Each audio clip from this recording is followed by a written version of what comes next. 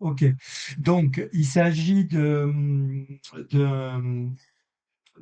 d'un agent qui s'inscrit dans le cadre d'une solution globale pour les patrons d'agences de voyage indépendantes, des petits tours opérateurs euh, et, euh, et des autocaristes voyagistes sur une toute petite partie pour le projet de fin de session qui consiste à trier des devis fournisseurs. C'est-à-dire que les agences de voyage qui font des appels d'offres pour des voyages qu'elles vont mettre dans leur catalogue, sur leur site internet ou pour des voyages de groupe, par exemple, donc vont émettre cet appel d'offres auprès de différents fournisseurs. Ils vont recevoir une multitude de devis avec des multitudes d'informations. Donc, cet agent va trier les devis en fonction, pour l'exercice, de quatre critères qui sont le critère de la date, du prix, de la prestation et le nom du fournisseur. Alors, le problème identifié, donc pourquoi créer un agent, évidemment, ben, c'est le gain de temps.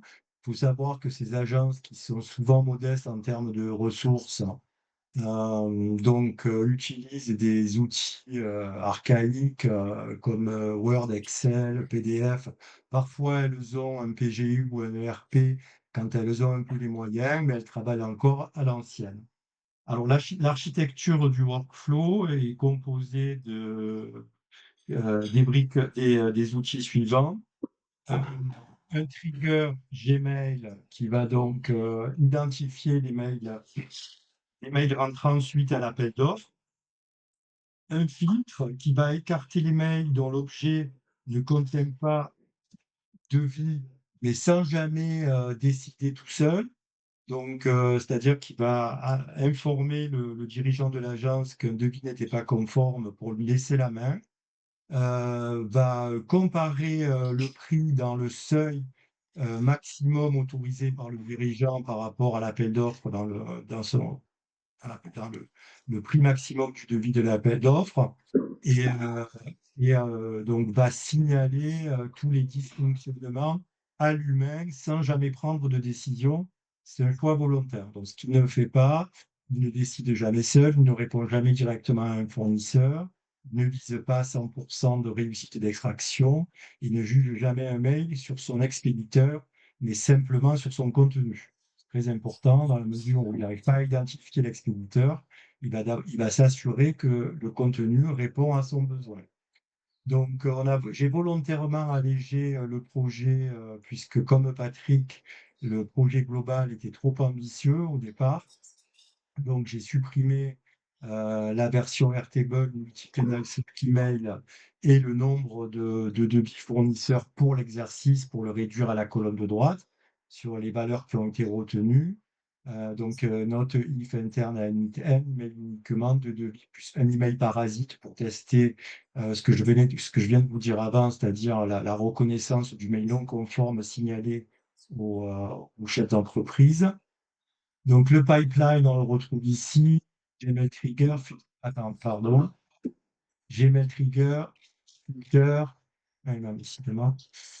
Extract from file, information d'extracteur OpenIF modèle, complétude if pour la première sélection et le if 1 pour le seuil supérieur à 20 000 euros si je n'avais pas mis ce nœud-là, aurait exclu les devis supérieurs à 20 000 euros et on peut laisser le chef d'agence, le patron, prendre sa décision et faire son choix.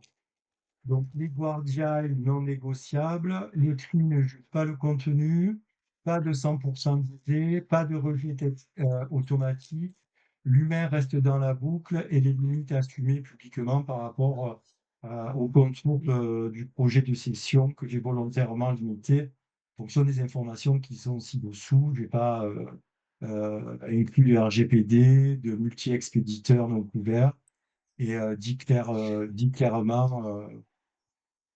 Ensuite, j'ai rencontré trois incidents qui ont été résolus, à savoir, dans un premier temps, le champ prix, je l'avais paramétré dans N8N et finalement, ça a réduit la reconnaissance de l'outil qui avait donc identifié un prix par personne, ne l'a pas compris et du coup qui a proposé un chiffre encore plus faux à 75 000 euros.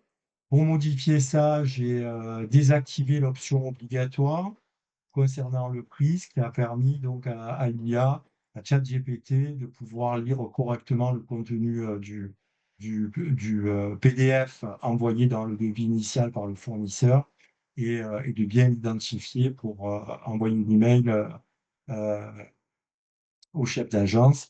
De toute façon, comment je m'en suis aperçu? Grâce au if1 qui avait signalé l'anomalie au chef d'agence. Donc, du coup, le mail du chef d'agence étant celui que j'avais créé pour l'exercice, donc j'ai pu voir qu'il y avait cette anomalie et donc la corriger. Donc, le résultat, là, vous voyez tous les emails qui signalent les différentes fonctions du workflow, y compris l'email parasite dont je viens de vous parler.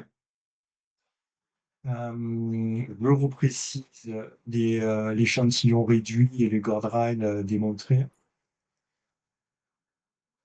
Je vous montrerai le workflow en fin de diapo. Les limites non couvertes assumées publiquement, j'en ai parlé.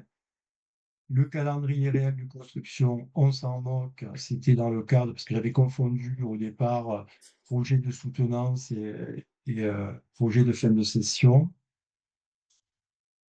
Un focus sur le guardian démontré qui était dans la base de l'exercice au départ, hein, dans l'énoncé. Donc, Sofiane avait fait un focus là-dessus. Donc, je l'ai mis dans l'exercice et ça a fonctionné. Et voilà.